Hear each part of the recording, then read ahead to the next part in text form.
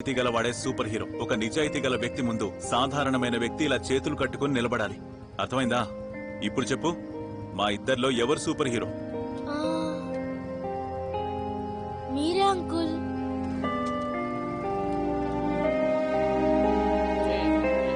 నీ కొడుకున్న నిజాయితీ కూడా నీకు లేదయ్యా. నడి రోడ్లో తల దించుకుని చేతులు కట్టుకొని నిలబడ్డావు. వా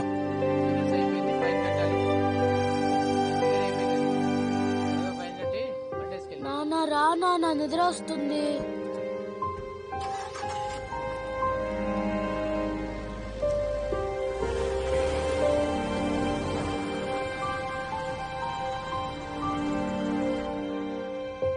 అమ్మా, ఆ పోలీసుని చూసి నాన్న భయపడ్డారు కదా, చాలా కామెడీగా అనిపించింది.